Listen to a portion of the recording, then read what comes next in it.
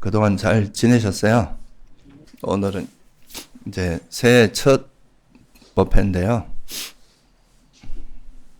오늘은 제가 조금 다른 거 이제 뭐 보다도 작년 말에 제가 이제 태국을 좀 다녀왔는데, 그래서 이제 태국을 다녀오면서 느꼈던 이제 숲속 수행자들의 삶, 거기를 이제 우리가 한번 살펴봄으로써 우리가 이제 어떤 방향으로 좀 수행을 하는 게 바람직한가 하는 거에 대한 좋은 힌트를 얻을 수 있을 거라고 생각이 들어서 제가 간단히 거기에 대해서 좀 소개도 해드리고, 어떤 식으로 이제 소위 말해서 이제 숲속이라고 하는 거는 이제 이렇게 도시가 아니라 숲속에서 이제 소박하게 이제 수행하면서 살아가는 그런 이제 수행자들을 이야기하는데요.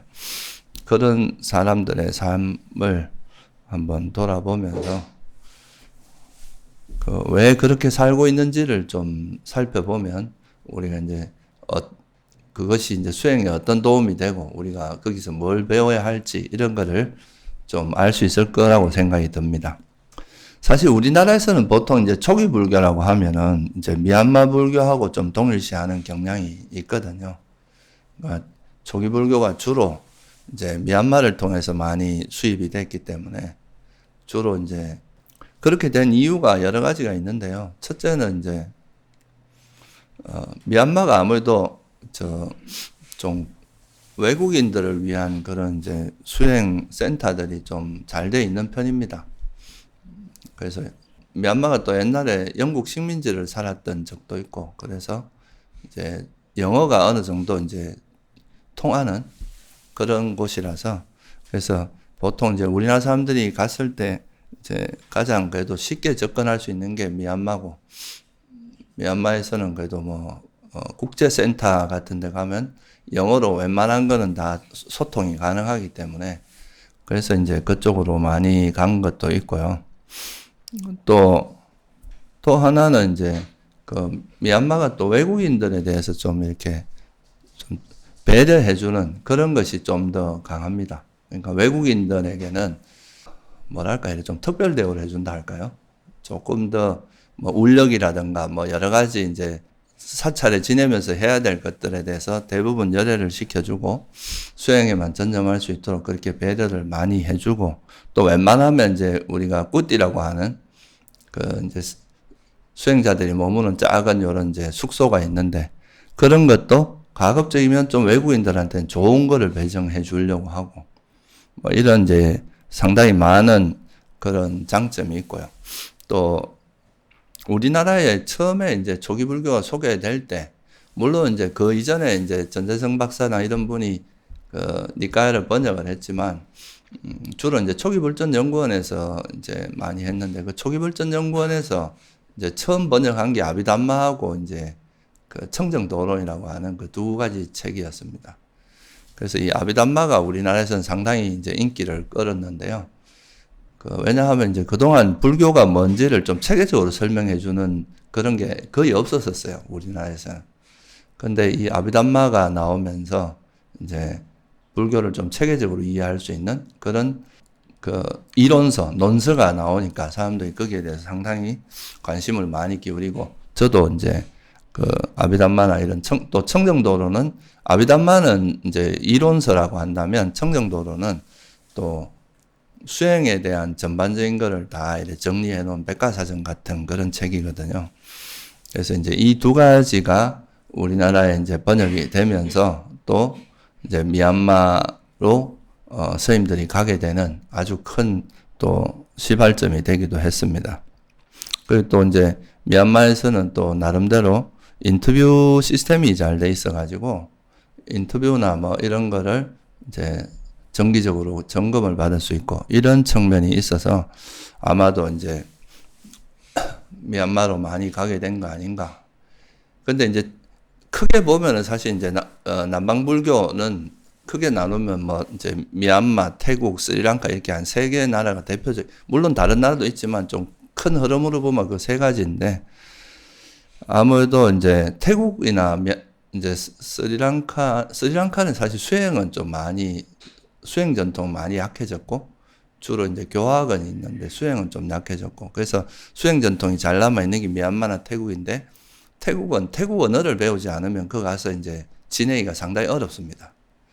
그러니까 영어만 갖고 소통하기가 상당히 힘들어서, 그래서 아마 이제 미얀마로 가는, 이제 많이 사람들이 가게 된 계기가 그런 것이 좀 있지 않나. 여러 가지 외국인들을 위한 편의성이 좀 잘 돼 있기 때문에. 근데 이제 저도 이제 미얀마에서 한 몇 년을 지냈었는데요. 근데 여기서 뭐 상당히 이제 많은 걸 배우고 많은 걸 이제 느끼기도 했지만, 제가 이제 약간은 의문점 같은 거는 뭐였느냐 하면, 아무래도 그 이제 아비담마라는 이런 교학이 잘 발달돼 있기 때문에 어떤 수행의 체계나 이런 거는 되게 이제 잘 돼 있는 편인데, 뭔가 이제 이런 우리가 보통 이제 개정해라고 할 때 이 선정과 지혜라고 하는 이 두 가지 이제 되게 중요한 파트가 있어요. 삼매와 지혜. 근데 이 두 가지가 좀 이제 미얀마 불교에서는 아무래도 이제 추석서, 그러니까 아비담마나 청정도는 이런 걸 중심으로 하다 보니까 이 두 가지의 그 내용이 좀 획일적으로 구분되어 있는, 사마타가 따로 있고, 그러니까 위파사나가 따로 있고, 사마타하고 위파사나, 삼매지혜, 이거를 상당히 이제 좀 획일적으로 구분하는 이런 부분들이 약간은 좀 의문점이 있었던 부분들이고요.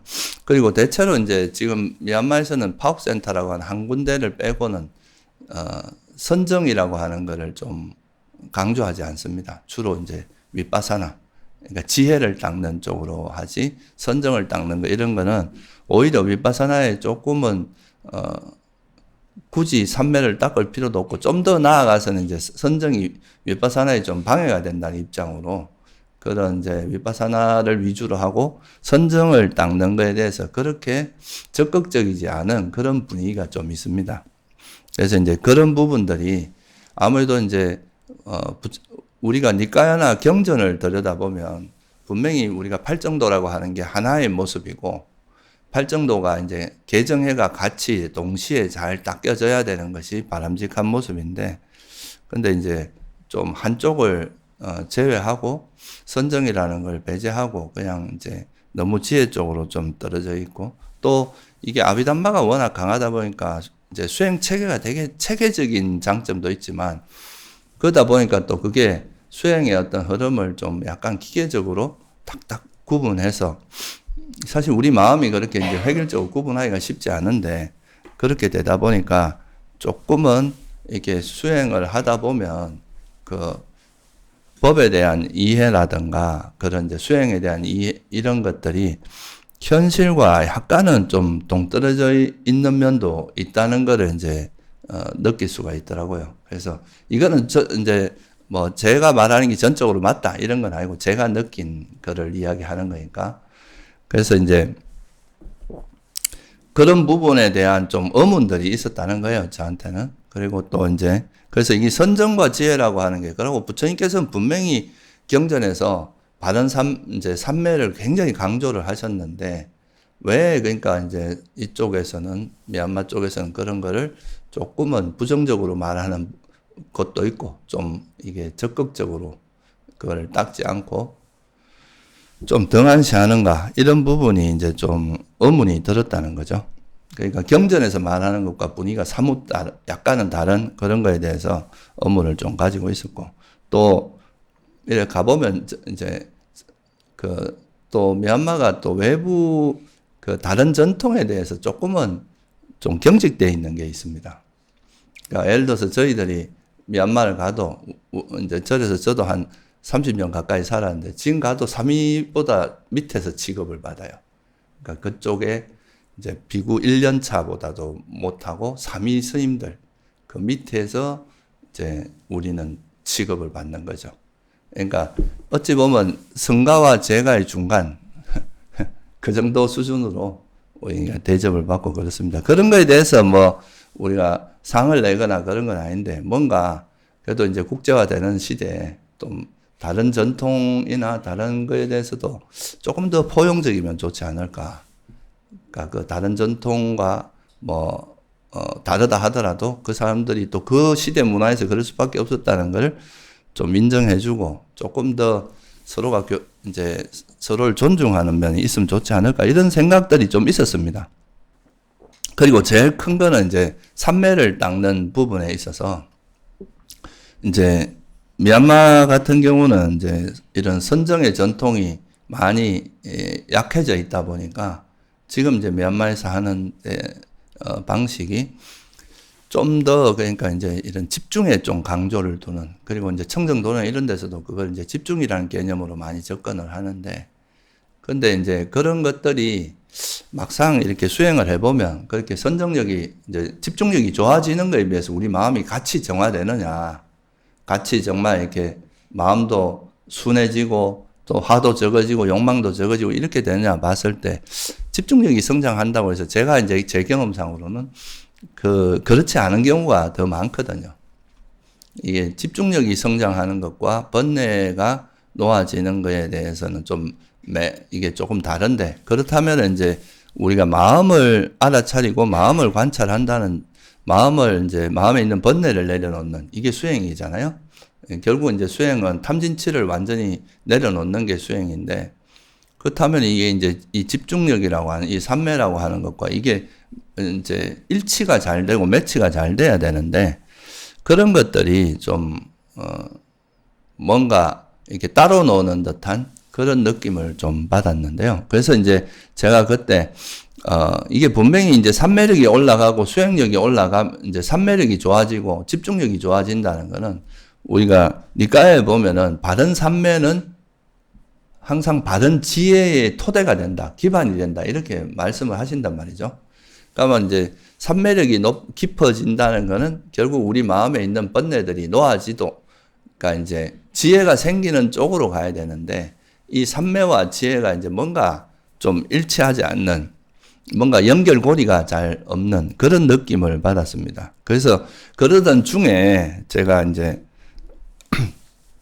이거에 대해서 뭔가 답을 얻기 위해서, 답을 구하기 위해서 이제 니까야를 주로 많이 받고, 니까야를 보다 보니까 이제 그 중에 이제 제가 아잔차 스님이라는 스님의 이제 그 태국에 있는 아잔차 스님이 지금은 돌아가셨는데 근세에 아주 좀 유명한 선지식이 있었거든요. 그래서 이제 그 스님의 이제 책이나 이런 걸 좀 보면서 거기서 뭔가 이제 제가 생각하는 그 방향성과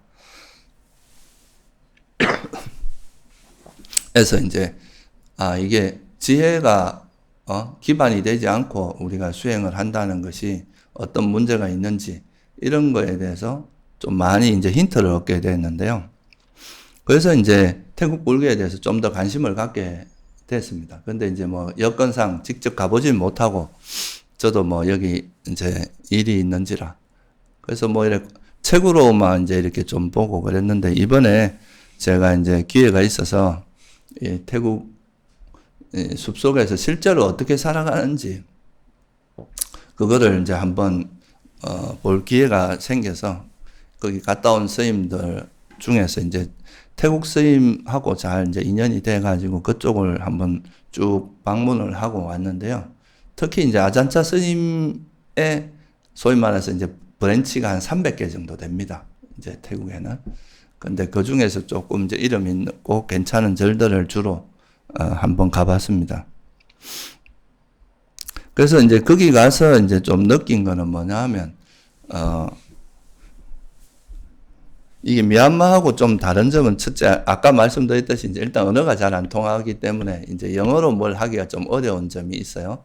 이거는 이제, 그래서 보통 외국 스님들이 이제 태국에 가서 이제 수행을 배우려고 하면 다 태국말을 배웁니다. 그 나라 언어를 배우는 거죠. 그게 좀 어렵기는 하지만 그게 이제 제가 보기에는 굉장히 또 큰 장점이 있더라고요. 그러니까 이제 미얀마 같은 경우는 이제 외국인들을 아예 손님처럼 대접을 하기 때문에, 그러니까 이제 미얀마를 배우지 않아도 좀 편하게 지낼 수 있고 수행에 그걸 배우게 하는데 주로 이렇게 배우는 거는 수행에 아주 뭐랄까 테크닉적인 부분, 그러니까 수행을 어떻게 하고 이런 거는 이제 그 생활을 하면서 많이 배울 수 있는데 실제 그 삶 속에서 이렇게 그 속에서 이루어지는 여러 가지 그 생활 이런 걸 배우는 데는 좀 한계가 있거든요. 왜냐하면 특별히 뭐 미얀마 사람들이 그 이렇게 미얀마 스님들이 처음 출가했을 때 받는 그 교육을 다 받지는 않거든요. 아무래도 그러다 보니까 그런 것이 있는데 이제 태국은 그게 안 되니까 여기는 가면 뭐 외국인이라고 특별 대우를 안 해주는 거예요. 그러니까 무조건 이제 똑같은 그 형태, 똑같은 일과에 따라서 그대로 다 지내야 되는 거죠. 그러니까 어떻게 보면 이제 자기가 거기에 잘 적응을 하면 살아남는 거고 적응하지 못하면 이제 떠나야 되는. 그러니까 이제 거기 적응하기 위해서는 거기서 하는 모든 일과를 다 똑같이 할 수밖에 없고 또 거기서 이제 같이 지내기 위해서는 영어가 대부분 안 되기 때문에 또 태국말을 배워서 해야 되니까 일종의 그쪽 성가의 일원이 돼버리는 그런 이제 그게 있더라고요. 어찌 보면 미얀마는 약간은 좀 외국인들이 좀 손님 같은 느낌이 있는데 여기는 오히려 외국인들이 그 어떤 성가의 주류에 들어가는 그게 기반이 되는 거예요. 예를 들면 우리나라도 이제 외국 스님이 와서 우리나라 강원에도 나오고 강원도 나오고 뭐 선빵도 나오고 이래가지고 뭔가 기본 교육을 다 받기 때문에 그 사람도 거의 우리나라 사람처럼 동화가 되는 게 있잖아요. 그죠?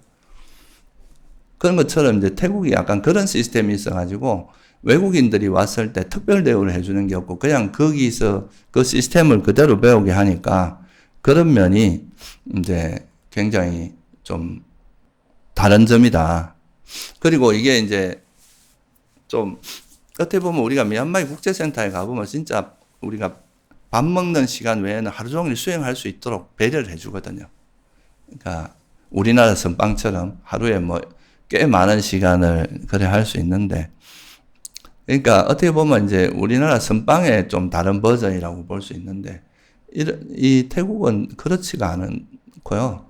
조금 이따 제가 좀 약간 설명을 해드리겠지만 일과 자체가 되게 많습니다. 해야 될 일들이. 그러니까 그런 거를 하다 보면 자선 위주의 수행 시스템이 아닌 거예요. 여기는 기본적으로 자선보다는 일상 삶 속에서 이제 일상적인 그 삶을 해 나가면서 그 속에서 자선도 하고 이제 수행도 하고 일상 속에서 수행하는 그런 것이 좀 더 생활과 밀접하게 연관되어 있다는 느낌이 좀 더 들더라 이거죠. 그게 이제 상당히 좀 좋은 점인 것 같아요. 그러니까 뭔가 차별 없이 그냥 무조건 뭐 외국 사람이든 태국 사람이든 똑같이 하고 또 수행도 그런 어떤 일상 삶과 아주 밀접하게 관계돼서 우리가 삶 속에서 결국은 이제 내가 뭐 자선에만 번뇌를 버리는 게 아니라 우리가 일상의 삶 속에서 어떤 상황이든 어떤 경계를 만나든 간에 거기서 번뇌가 안 일어나야 그게 이제 제대로 된 수행을 하는 거 아니에요. 그죠? 내가 뭐, 몸이 피곤하다고 화를 내고 또 내 마음에 든다고 막 집착하고 이런 게 아니라 어떤 그런 힘들고 이런 삶 속에서도 자기 나름대로의 자기 삶을 잘 이어나갈 수 있는 그런 힘을 길러야 되는 거라서 그래서 그런 면에서는 상당히 좋고 또 태국 전통에서는 이 선정에 대한 강조도 되게 뚜렷하고 항상 그 입장이 그런 겁니다. 지혜가 있어야 선정에 들 수 있고 선정을 기반으로 해서 선정과 지혜가 서로 돕는다. 이건 분리된 관점으로 이해하지가 않는 거죠. 그래서 이런 면이 저는 여러 가지로 제가 볼 때, 제가 생각하는 그런 것과 잘, 결합이 되고, 또, 전통들이 참 확실히 이제, 잘 살아있구나, 이런 생각이 들더라고요. 그리고 이제, 보통은 보면 이제 미얀마에서는 아까도 말했지만 저희들이 가면 이제 스님 대접을 잘 못 받는데, 근데 이제 태국은 그래도 우리가 이렇게 어디서 어떻게 수행했다는 이런 거를 이야기하면 그래도 저희들이 이제 출가한 그 법람에 따라서 이제 또 대우를 해주는 그런 좀 열린 마음이 있더라고요. 그게 아마도 외국인들이 거기 많이 지내면서 외국인들이 거기 정착하고 이런 문화들이 좀 이제 생기다 보니까 자연스럽게 이제 그렇게 되지 않았나 싶어요. 그리고 이제 미얀마는 이제 교학이 되게 중요하거든요. 아비담마가 되게 중요한 어떤 이제 수행의 지침이 되고 있는데 태국은 그런 거에 비해서는 이제 교학보다는 실천에 좀 더 포커스를 맞추고 있습니다. 어떤 교학적인 이런 것보다는 실제 삶 속에서 실천하면서 자기 번뇌를 버리는 이런 쪽으로 조금 더 실참적인 측면에서 좀 더 포커스가 맞춰져 있기 때문에 뭐 어떻게 보면 단점이라면 교학에 대해서 조금 약한 스스로 찾아서 해야 되기 때문에 교학이 좀 약하니까 실제 수행할 때 어떤 신비한 경계나 이런 데 맡았을 신비한 경험이나 이런 걸 했을 때 조금 흔들릴 수 있는 가능성이 있죠. 근데 그런 것도 뭐 이제 선지식이 있으면 별 문제가 없는데 그래서 이제 아무래도 교학이 좀 약하다 보니까 그런 부분에 대해서는 조금 보완돼야 될 부분이 있다는 생각은 들고 그리고 이제 미얀마는 진짜 교학은 아비담마라는 그 아주 정교한 그런 이론체가 있기 때문에 교학은 굉장히 잘 발전되어 있는데 또 어떤 면에서는 교학이 너무 강하다 보면 우리가 수행을 있는 그대로 우리가 이렇게 경험하는 대로 받아들이는 게 아니라 교학에 끼 맞춰서 이제 받아들이는 그런 또 약간의 문제점이 있습니다. 그래서 어떻게 보면 이거를 이제 보완하는 가장 중요한 그거는 뭐냐 하면 우리가 교학 중에서도 제가 이제 가서 들어보니까 거기서도 좀 유명한 컨스님들이 항상 하시는 법문을 보면 대체로 그 이제 사성제 팔정도 이야기라고 하더라고요. 그러니까 사성제하고 팔정도 이 두 가지는 명확하게 그러니까 뭐 농담으로 그런 이야기를 어떤 유명한 스님이 계시는데 그분 스님은 굉장히 많은 법문을 하는데 하나만 들으면 다 된다. 그 하나가 다 사성제 팔정 똑같은 이야기라고.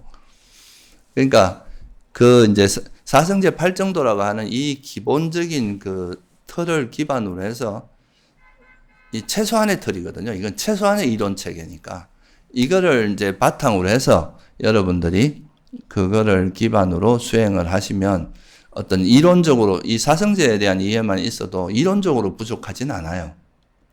그리고 이 사성제는 이제 우리 삶 속에서 어떻게 실제 실현하고 발견하고 스스로 깨달을 것인가 이 방향으로 나아가면 되는 거기 때문에 그리고는 이제 실제로 우리가 실제 삶 속에서 진리를 발견하는 이런 게 실전적인 수행이거든요. 실제 너무 우리가 이론이라는 걸 딱 정해놓고 그 이론에다 뭔가 수행을 끼 맞추는 거 이런 거는 되게 한계가 있고 실제 그거는 이제 번뇌를 버리는데 그렇게 강력한 힘을 발휘하지 못합니다.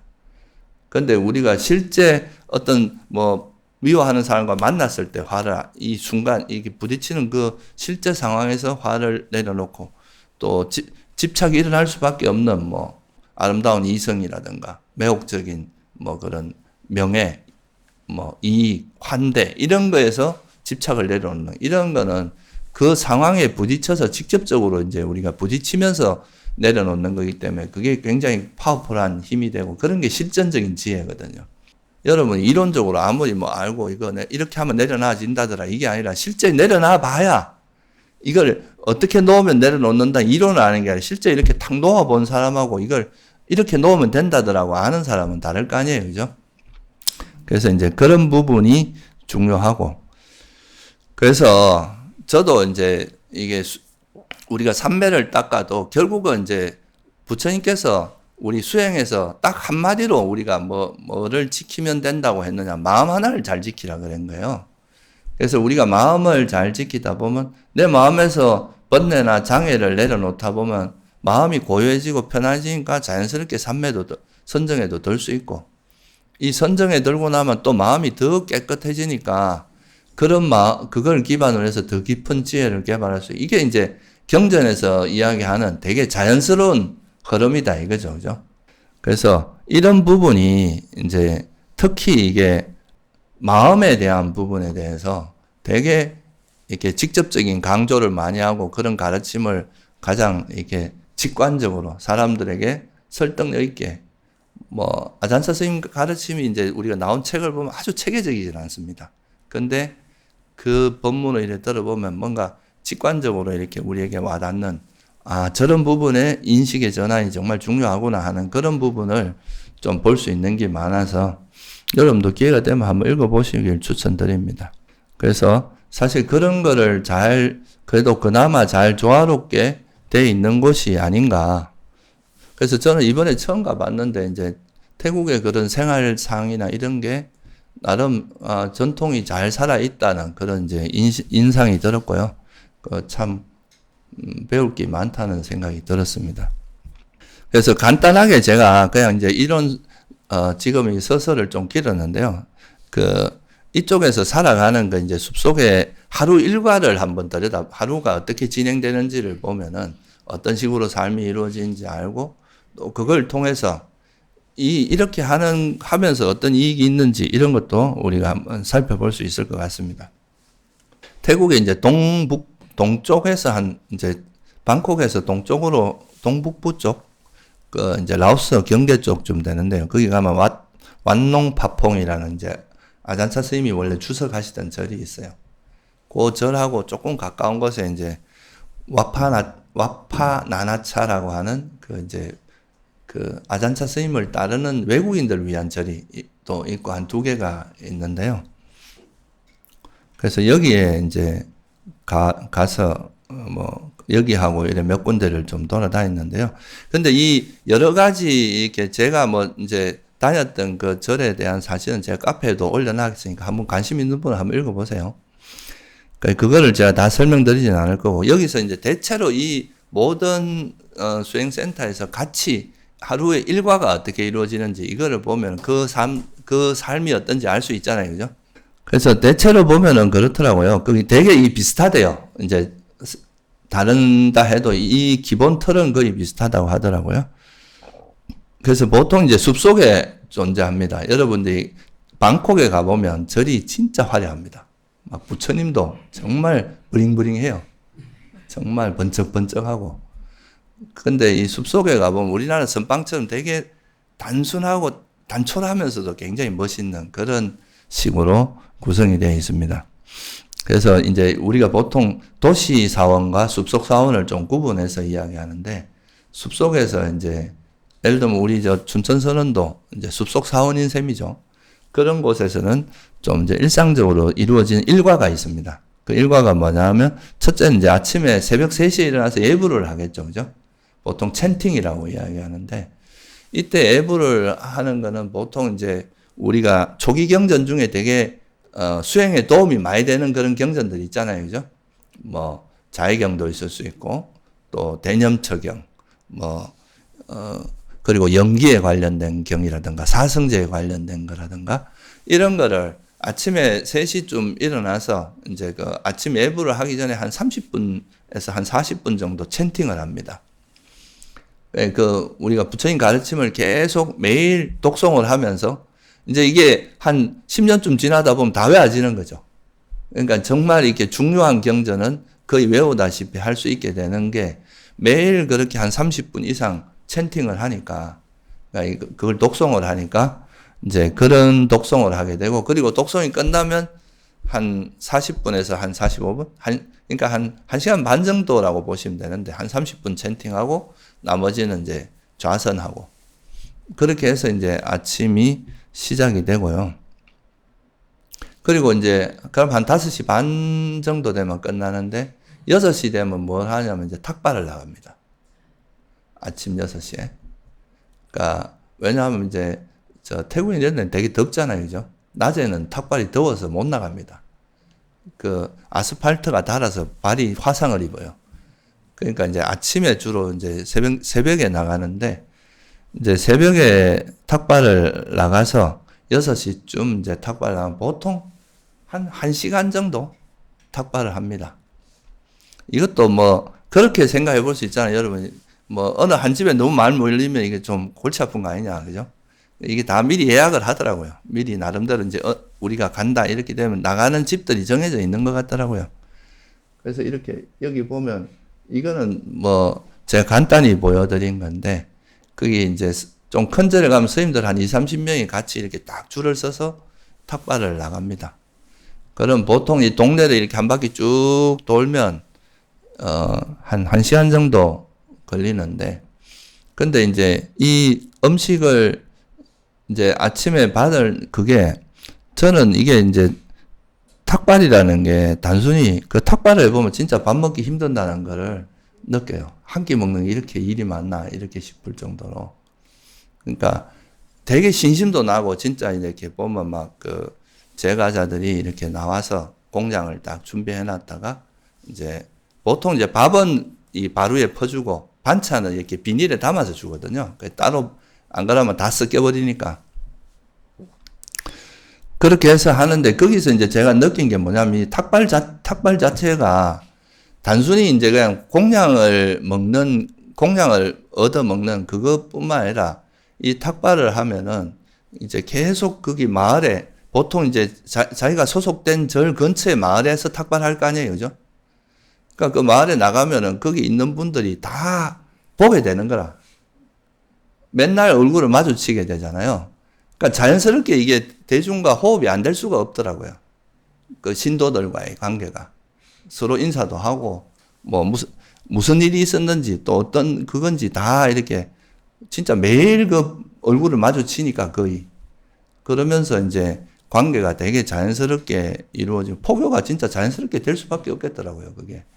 그리고 이제 공양 받으면서 항상 축원을 해주거든요. 그러니까 뭐, 짧게는 싸도 이거 해주고, 축원하면서 그렇게 공양을 해서 이 공양을 또 쭉 받아와서 그게 이제 끝나는 게 아니라 그 받아온 음식을 또 이제 공양가에나 이런 데 가서 다 정리를 합니다. 밥은 밥대로, 반찬을 또 반찬대로 이렇게 쭉 정리를 해서 그걸 이렇게 쭉 차려 놓으면 그러고 나서 이제 스님들이 그거를 이제 스님들 먼저 공양을 뜨고 나면 또 그 절에 온 신도분들이 또 그 남은 그 이제 나머지 음식을 다 같이 나눠 먹는 거예요. 그러니까 어떻게 보면 그 탁발이라는 의식이 같이 이제 뭔가 공양을 같이 보시도 하고 그걸 또 같이 나눠 먹고 그리고 이제 조금 뒤에 넘겨봐봐. 요렇게 이제 이게 이제 공양을 차려 놓은 다음에 같이 이제 이렇게 우리처럼 뷔페식으로 해 놓으면 그걸 스님들이 먼저 뜨고 넘겨봐. 이건 제가 이제 아주 소규모로 나갈 때 사진을 찍은 거예요. 여러 명 나갈 때는 사진 찍을 수가 없어요. 위기가 어긋나기 때문에. 앉아 있는 거. 한 번 더. 요렇게 해서 이제 공양을 다 떠오면 이렇게 앉아서 이렇게 스님들이 위에 있고 밑에 신도분들이 같이 있으면서 이때 이제 간단한 법문을 하더라고요. 그러니까 공양을 먹기 전에 축원도 해주고 이렇게 우리가 여기 단이 있으면 여기에 이제 신도분들이 앉아 계시고 여기서 공양 받은 분들에 대해 축원도 해주고 그리고 그날 하루 그 시간에 맞게 간단하게 이제 법문도 해주고 이렇게 하니까 이 아침 탁발할 때부터 시작해서 이제 그 큰 강당 같은 이제 우리로 말하면 법당이죠. 법당에서 이제 스님들이 앞에서 앉아서 공양 드시고 밑에 이제 신도분들이 같이 있으면서 그 뭐 어떤 때는 계도 받고 뭐 이제 법문도 듣고 하고 그래가지고 이제 그 하루가 공양 받고 이제 같이 공양 먹고 받아서 하는 그 시간이 보통 한 9시 반 돼야 끝납니다. 그러니까 6시부터 한 9시 반까지. 특히 우리나라도 그렇지만 이제 합판들은 바쁜 거예요. 이제 스님들 중에 밑에 스님들은 그 스님들 탁발해 온 거 정리하고 이런 걸 다 도와줘야 되거든요. 그러면서 이제 나중에 다 준비되면 가서 이제 먹고 같이 축원해주고. 이러니까 이 탁발이라는 게 단순히 이제 공양을 걸식을 한다 이런 차원도 있지만 거기 그 마을에 사는 사람들이 어떻게 살아가고 어떤 식으로 또 이제 그 어떤 마음으로 보시를 하고 뭐 이런 것들을 직접적으로 이렇게 보면서 살아가는 거니까 이게 사실 그 스님들이 현실과 동떨어지지 않게 할 수 있겠더라고요. 우리가 산속에 혼자 조용히 숨어서 그냥 산속에만 있다 보면 그 어떤 현실감이 없어지는 경우가 있거든요. 대중들과 완전히 떨어져서. 근데 이제 이렇게 탁발이라는 문화가 이제 있으면은 그 속에서 그 대중들과 자연스럽게 호흡이 되고 그 대중들의 삶도 가까이서 지켜보게 되고 이런 것들이 아주 자연스럽게 이루어지고 또 자기가 소속된 그 사찰, 그 주변에 있는 사람들 자연스럽게 그 절의 신도가 되는 뭐 이런 어떤 흐름이 뭐 그냥 자연스럽게 형성이 된다 이런 생각이 들더라고요. 그래서 이게 우리가 부처님 당시도 그렇지만 이런 탁발이라는 문화가 우리 삶의 수행자의 삶에서는 굉장히 중요한 의식으로 자리 잡고 있습니다. 이게 우리가 음식을 그때 탁발을 해서 이제 스님들만 먹는 게 아니라 그 탁발의 음식을 절에 온 신도들과 같이 나눠 먹고 그렇게 하는 것이 상당히 좋고, 또 이게 보시면 알겠지만 우리가 아침 애부를 하고 또 탁발하고 이 시간이 한 6시부터 한 9시 반까지 시간이 꽤 길잖아요. 그러니까 이 시간에 이제 우리가 보면 그 대념처경 같은 데도 보면 우리가 탁발을 나갈 때 마음 챙기면 우리가 알아차림을 해야 되고 이런 이야기가 자주 나오잖아요. 그죠? 그게 뭐냐 하면 탁발하는 그 시간 동안에 그 시간을 그냥 낭비하는 시간이 아니잖아요. 그 시간에 자기 이제 발걸음에 알아차림을 둘 수도 있고 자기 다니면서 그때 수행 안 하면 수행할 시간이 사실은 우리가 따로 시간을 내서 수행하기가 쉽지 않기 때문에 그 탁발하는 그 시간이 다 수행 시간이 될 수밖에 없더라고요. 해보니까. 그래서 이게 대념처경거 주석서에도 보면 어떤 스님이 가다가 뒤로 돌아오고 이러면서 왜 저 스님이 왜 저러나 이런 이야기가 나오는 게 있어요. 그게 뭐냐 하면 탁발하러 가다가 이제 내가 수행 주제를 놓치면 깜빡하면 다시 돌아가서 놓친 지점부터 다시 걸어가는 거야. 이래가지고 수행하는 그런 이야기도 나오거든요, 얘가. 그러니까 이제 이 탁발이라는 게 단순히 공양을 얻고 이런 것도 있지만 그게 이제 일상 속에서 우리가 수행을 이어나가는 그런 또 하나의 중요한 그것도 될 수 있다. 그리고 이제 보통 이게 이제 우리가 절 안에서는 슬리퍼를 신고 다니는데 탁발 나갈 때 맨발로 다니거든요. 이제 익숙해지신 분들은 이제 발에 굳은 살이 배겨서 괜찮은데 오래간만에 하면 발이 되게 아픕니다. 지금 작은 돌이 발에 박히고 이러기 때문에.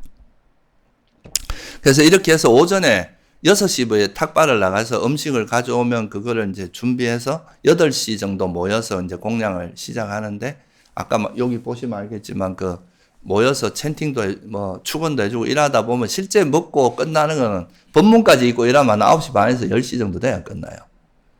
그러니까 하루가 이렇게 한번 보세요. 3시에 일어나서 이까지 벌써 하루가 다 가는 거야. 밥 먹고 나면 하루 다 가. 그래서 이제 이쪽은 태국에서는 한 끼밖에 안 먹어요, 하루에. 일종씩을 합니다. 2끼 나갈 시간이 안 돼, 내가 보니까. 나갈 수가 없어요. 그 2끼 하기에는 하루가 진짜 밥 먹다 다 가게 되기 때문에. 그래서 아침 6시에 탁발해서 공양은 한 8시 정도 시작하는데 8시에서 한 9시 그 사이에 먹고 그러면 한 오전 일과가 끝나는데 그럼 또 밑에 이제 갓 출가한 스님들은 또 뒷정리한다 보면 바쁩니다. 그렇게 보면 오전은 거의 다 끝나고 이제 이분들은 또 아침에 많이 먹으면 좀 졸리니까 약간 오침도 하고 그러다 보면 또 한두 시 되잖아요. 그럼 또 3시에 울력이라. 3시부터 5시까지 울력이. 왜 그냥 숲속에는 뭐가 많겠어요? 말 그대로 숲이잖아요, 숲. 숲이니까 나뭇잎도 떨어지고 길을 이렇게 보통 포장을 해 놓는데 그 사이에 낙엽도 떨어지고 이 낙엽이 쌓이면 또 거기는 야생 동물이 올 수도 있잖아요. 그죠? 아직도 태국에는 코끼리가 와서 벽을 박아 벽이 찌그러지고 이런 데도 있더라고요, 그게. 그러니까 특히 뱀 같은 거 이런 게 개미 이런 게 이제 있으니까 그거를 방지하기 위해서 거의 숲이 또 우리나라 생각하면 안 됩니다. 커요. 땅덩어리가 워낙 커서 이 도량이 진짜 크거든요. 그러면 그거 청소하는데 한 2시간 정도. 보통 3시부터 5시까지 청소를 합니다. 그러면 이제 5시 지나면 조금 쉬었다가 7시부터 또 예불을 해요. 7시에 예불 하면 또 한 8시 반이나 그 정도 돼야 끝나잖아요. 그러면 이게 하루가, 그러니까 예불하고 밥 먹고 조금 쉬었다가 청소하고 예불하면 끝나고 이렇게 돌아가는 거죠. 그러니까 사실 이게 시간이 그렇게 많지가 않습니다. 우리가 보통 일반적인 절처럼 하루 종일 자선하고 이렇게 할 수 있는 여건이 잘 안 돼요. 그래서 이제 자기가 이 사이사이의 시간에 짬짬이 이제 자기가 알아서 잘 수행을 해야 되는데, 그리고 이제 제가 태국 이쪽에 가보니까 특징 중에 하나가 또 꾸띠라고 이제 들어보셨죠, 그죠? 스님들이 사는 조그만 숙소를 꾸띠라고 하는데, 이거는 그림은 안 보이는데 이게 이제 동굴에 있는 건데 저거는 갈 수가 없었어요. 나무가 너무 많이 자라가지고. 그래서 이건 너무 대체로 이런 모양으로 되어 있는데요. 여기 보면 왼쪽에 보면 뭐가 보이십니까? 경행로가 있죠. 그죠? 이게 미얀마하고 좀 다른 점이에요. 미얀마는 꾸띠 주변에 경행로가 있지는 않거든요. 근데 태국 사찰에는 항상 가면 꾸띠가 있으면 그 옆에 항상 경행로가 이렇게 잘 다듬어져 있습니다. 이 경행은 이제 걷기 수행하기 위해서 좌선하다가 안에서 이제 좌선도 하고 수행하다가 또 나와서 걷기 수행하고 이거를 항상 병행할 수 있도록 꾸띠가 있으면 꾸띠 옆에 항상 경행로를 만들어 놨더라고요. 이 경행로는 이제 길이는 한 보통 20보, 20보에서 한 30보 정도 되는 30보를 넘진 않고 20보보다 적진 않아요. 그 정도가 적당하거든요. 이렇게 왔다가 갔다가 하면서 이렇게 수행하기가 좋기 때문에 다른 데 없는 게 요렇게 잘 다듬어 놨어요. 그하고 또 간혹 가다 저 끝에 보면 저 이렇게 있는 건 뭐냐면 좌선대입니다. 경행로 끝에 이렇게 경영하다가 좀 앉아서 또 좌선할 수 있게 좌선당도 있더라고요. 그러니까 이제 이 꾸띠 옆에는 항상 저렇게 이제 뭔가 경행로를 만들어 놓고 이제 앉아서 좌선하다가 뭐 또는 지루하거나 졸릴 때 나와서 수행하고 이렇게 되도록 잘 갖추어져 있습니다. 그래서 이게 이렇게 이제 보면은 이런 이제 생활을 처음에 이제 스님들이 출가를 하면 처음 출가해서 한 5년간은 이 생활을 해야 돼요. 처음 5년. 이제 출가해서 왜냐하면 우리가 처음 출가를 하면은 세속적인 삶의 방식에 익숙해 있잖아요. 그죠? 뭐 편안하고 뭐 또 자기 욕심대로 하고 싶고 막 이런 마음들이 이제 있는데 이런 이제 일과를 통해서 매일 똑같은 예불을 하고 또 이제 탁발 나가고 또 청소하고 또 예불 하고 이런 이제 그 사이사이에 자기가 또 수행하고 이렇게 하면서 이 수행자의 삶을 익히는 겁니다. 수행자의 삶을.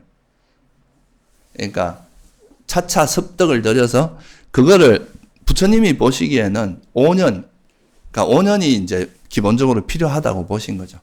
그래서 5년까지는 이제 처음 출가해서 자기가 출가한 절에서 5년 동안 이렇게 교육을 받고 5년 후에는 또 이런 이제 큰 절에 있다 보면 아까 말했듯이 이런 이 일과가 너무 많기 때문에 자기가 이제 수행에 좀 더 전념할 땐 좀 약간 방해될 수도 있다. 그러면 이제 홀로 있는 숲속 같은 데 가서 자기 시간을 좀 더 많이 확보할 수도 있을 거 아니에요. 그죠?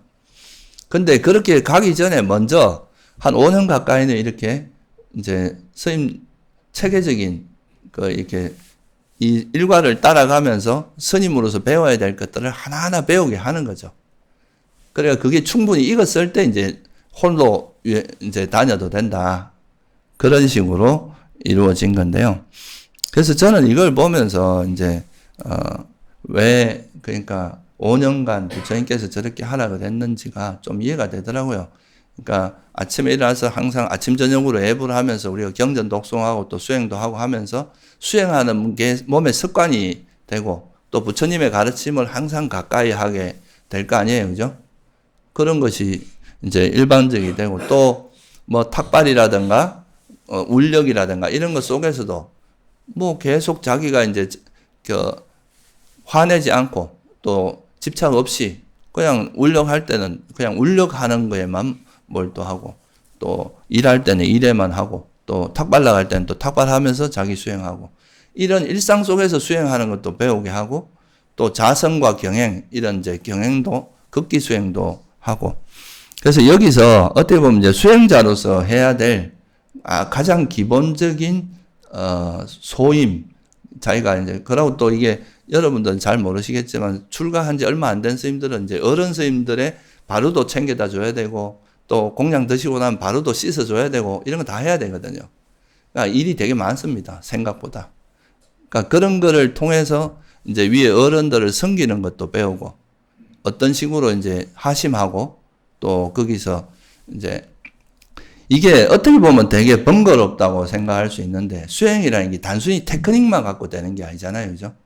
여러분들의 우리가 수행자들이 가지고 있는 그런 우리 마음이 변화가 돼야 되는데 이거는 어떤 하나에 갖고 되는 게 아니라 어떤 그냥 막 앉아서 주구장창 자습만 한다고 되는 게 아니라 이렇게 너무 자습만 하고 이러다 보면 사람들이 너무 편협된 어떤 수행관을 가지게 되기가 쉽습니다. 근데 우리가 또 때에 따라서는 저를 위해서 울력도 하고 또 선생님께 예불 드리면서 신심도 고양시키고 또 시간이 날 때는 또 자기가 수행도 하고 또 탁발하면서 내가 이 공양을 받을 때마다 또 신도들이 얼마나 노력했던 걸 우리가 받음으로써 이 공양 받을 때는 또 내가 이 공양을 받아서 함부로 하면 안 되겠다 이런 또 스스로의 다짐 같은 것도 많이 생기거든요. 그러면 또 이제 그런 걸 통해서 이제 수행에 대한 동기부여도 또 되고 이런 마음들이 골고루 이제 쌓였을 때 전인적인 수행자의 모습이 나오는 거란 말이죠.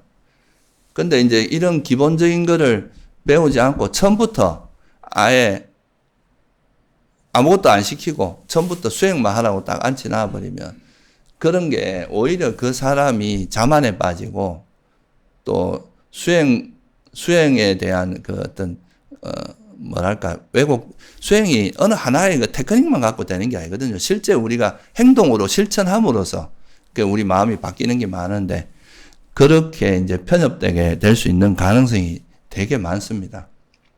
그래서 이런 이제 전체적인 조화가 특히 초학자 때 처음 출가해서 얼마 안 됐을 때 이런 건 마찬가지로 여러분들도 처음 수행할 때는 너무 이제 테크닉 쪽에만 하는 것보다 또 수행자가 갖춰야 될 되게 많은 심성들 또 배워야 될 것들이 있단 말이죠. 뭐 우리가 예를 들면 스님들도 여기서 저를 위해서 그 울력하면서 봉사하는 걸 통해서 공덕을 쌓는 것도 있거든요.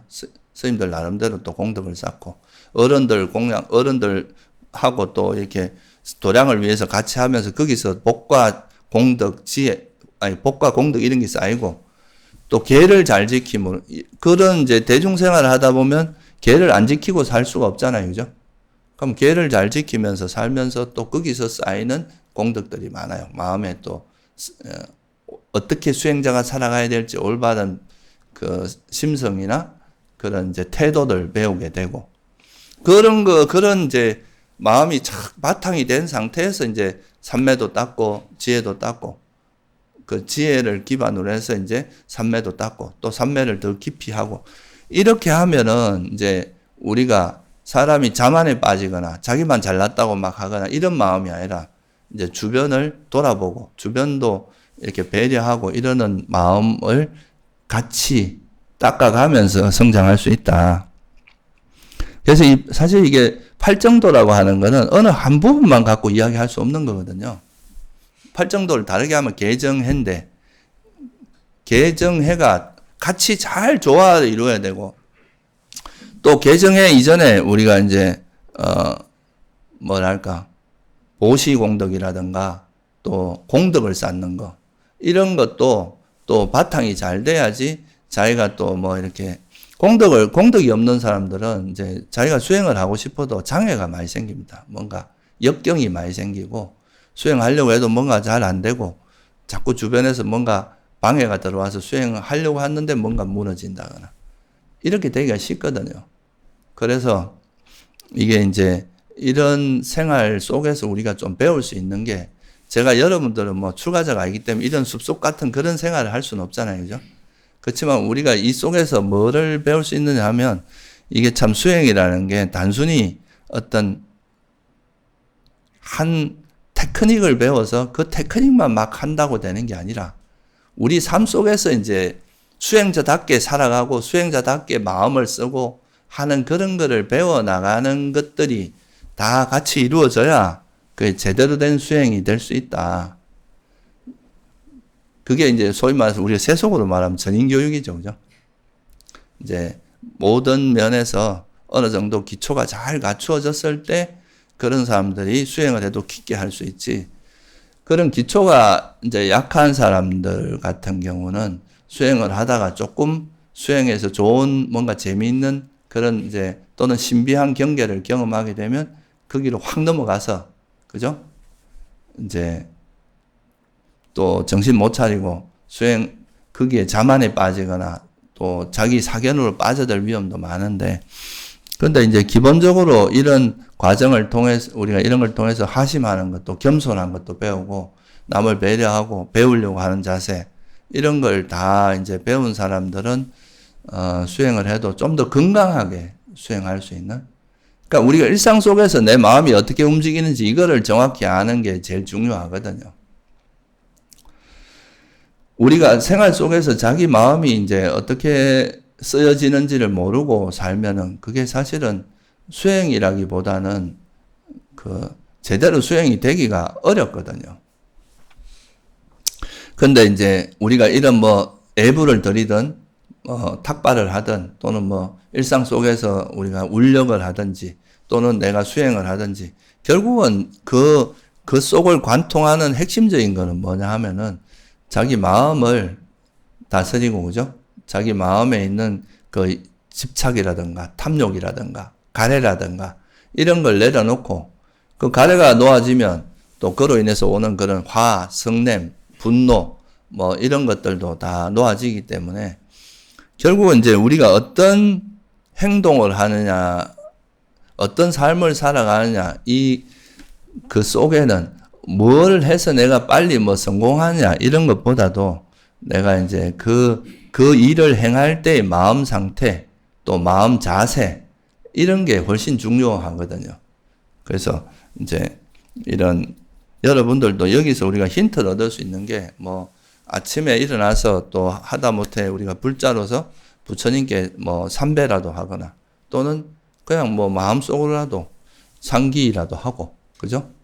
그리고 또 짧게라도 아침에 일어나서 이제 걷기 수행을 하든지 좌선을 하든지 수행을 좀 하고 그런 마음으로 하루를 시작하고 그리고 또 이제 일상에서 우리가 살아가면서 우리가 탁발을 해가면은 참 고마움을 많이 느끼거든요. 우리는 이제 신도들의 그런 노력에 의해서 우리가 정말 이렇게 다른 거 신경 안 쓰고 수행만 할 수 있게 된다. 그러면 그거에 대해서 또 감사함을 느끼면서 이 공양을 받으면서 이제 수행을 열심히 해야 되겠구나. 우리가 사실 스님들이 살아가는 건 신도들의 보시에 의해서 살아가는 거기 때문에 그런 거에 대한 감사함 이런 것도 느끼고 그걸 통해서 더 열심히 수행해서 더 큰 복을 돌려줘야 된다는 그런 이제 사명감도 생기고 이럴 거 아니에요, 그죠? 그러니까 이런 것도 이제 우리가 수행을 통해서 배우는 꼭 탁발이 아니더라도 우리가 그런 거를 뭔가 그런 속에서 우리가 그런 마음 상태를 배울 수 있잖아요, 그죠? 또 울력할 때도 내가 이거 귀찮아 죽겠다. 이거 하기 싫은데 왜 이런 거 시키냐. 이게 아니라 이런 것들이 다 같이 이제 우리가, 도량을 청정하게 하고 잘 유지하기 위해서 내 공덕을 쌓는 거다. 내가 뭔가 봉사하고 이럴 때도 그게 다 내가 수행하는데 어떤 방식으로든지 나한테 이익이 되고 도와주는 그 토대가 된다. 이렇게 생각하면은 그런 울력을 할 때도 좀 화 안 내고, 그죠? 불만 없이 정말 즐거운 마음으로 할 수 있을 거고. 그리고 이제 틈나면은 그 시간이 될 때는 또 자선이나 극기 수행을 통해서 좀 더 집중적으로 좀 더 이제 마음을 좀 더 가다듬어서 수행할 수도 있고, 그죠?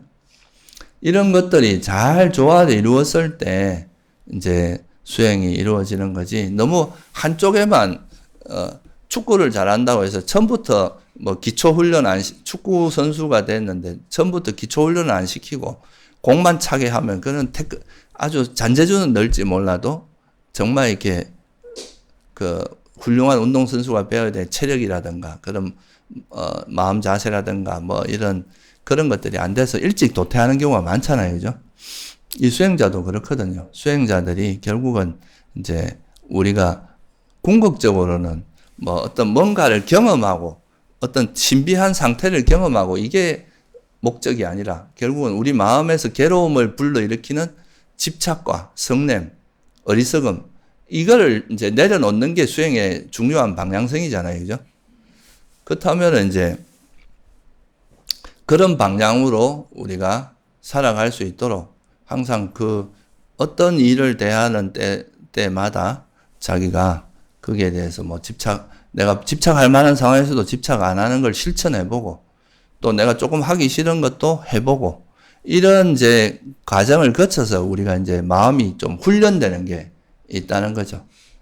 그래서 목적은 똑같지만 우리 삶 속에서 일어나는 다양한 그런 것들을 굳이 피하면서 아무것도 없는 이제 고립된 곳에 가서 하려고만 하지 말라 이거죠. 이제 나중에 여러분이 이렇게 어느 정도 이제 이런 중심이 잡히고 나면 그때 이제 홀로 있을 수 있는 그런 거는 괜찮아요. 왜냐하면 이제 자기 스스로가 홀로를 지켜낼 수 있는 그런 힘이 되면. 근데 이제 초학자 때는 이런 다양한 걸 통해서 하는 게 좋고요. 그리고 이제 수행은 8정도가 이제 수행인데 이 수행은 결국 한 가지 테크닉을 갖고 하는 게 아니라 결국은 개정해라고 하는 8정도 그리고 또 부처님께서 말씀하신 모시와 개 이제 이 두 가지는 공덕에 들어갈 수 있는데 그런 공덕을 기반으로 해서 삼매와 지혜를 닦고 또 이 지혜가 기반이 돼서 이런 이제 우리가 탐진치의 위험성이나 탐진치를 버려야 된다는 걸 분명히 알면 또 삼매를 닦은 우리가 번뇌가 버려지면 자연스럽게 마음이 고요해지고 그렇게 되겠죠, 그죠? 그리고 이걸 기반으로 해서 더 깊은 삼매를 닦는 그런 방향으로 가야 되기 때문에 그래서 오늘 제가 이제 이걸 말씀드린 거는 수행을 너무 지엽적으로 하나로만 생각하지 말고 우리가 이런 수행자들의 삶 속에서 알 수 있듯이 이 수행이라고 하는 것은 되게 많은 요소들이 결합해서 하나의 꽃을 피우는 거지 어느 한쪽으로만 가서 뭐 내가 당장 막 몇 시간을 정진해서 이제 집중하고 막 이런 것만 갖고 되는 게 아니다는 거죠. 우리가 다양한 이런 삶 속에서 우리가 살아가는 그 삶 속 우리가 접하고 있는 그 현장 그 속에서 번뇌를 버리고 번뇌가 일어나지 않게 하고 이렇게 하다 보면 이 자성과 극기수행에서 꽃을 피우는 거지 일상에서는 막 마음을 완전히 놓고 살다가 그냥 자선과 그냥 뭐 자선만 한다고 그렇게 수행이 잘 될 수는 없다. 이런 점을 한번 돌아보시고 원래부터는 조금 더 이게 왜 중요하냐 하면 수행을 이렇게 접근하면은 우리 삶과 이제 분리해서 막 자기가 처한 현실에 대해서 불만을 가지거나 더 좋은 환경을 자기가 쫓아가려고 하고 현실에 불만 이렇게 하지 않고 자기가 현재 자기 조건에 있는 그 속에서 이제 자기 수행을 충분히 해 나갈 수 있다. 자기가 부지런하게 마음만 잘 쓴다면. 그리고 이제 수행은 되게 이게 전인교육이다. 이건 한쪽으로 치우친 게 아니라, 그러니까 여러분들이 뭐 깨달았다고 하는 사람이 덕이 없고 공덕을 안 쌓고 이게 불가능하거든요. 어느 정도 그래도 이제 자기 살아오면서 되게 좋은 일, 선업을 많이 지어놔야 그 힘이 그게 이제 지혜의 토양이 되고 삼매의 토양이 돼서 이제 나중에 큰 결과로서 꽃을 피는 거지. 깨달음이라는 결과의 꽃을 피는 거지. 이런 것들이 좀 여러분들이 수행에서 좀 더 수행을 조금 더 여유 있고 제가 한마디로 느낀 건 그런 거였어요.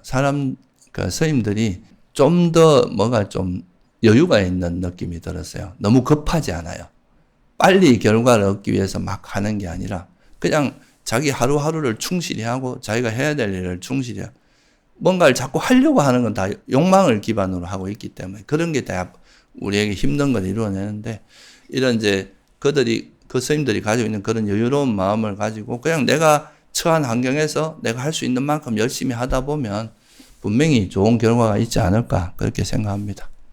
네, 올해도 여러분 열심히 한번 우리가 사실 이게 수행을 의무로 생각하지 마시고 이 수행은 우리 마음에 있는 그런 괴로움을 벗어나게 하는 아주 중요한 그러니까 이건 필수적으로 우리가 행복하기 위해서 알아야 될 것들이지 막 이게 의무가 되고 일이 될 그런 거라고 생각하면 안 되거든요.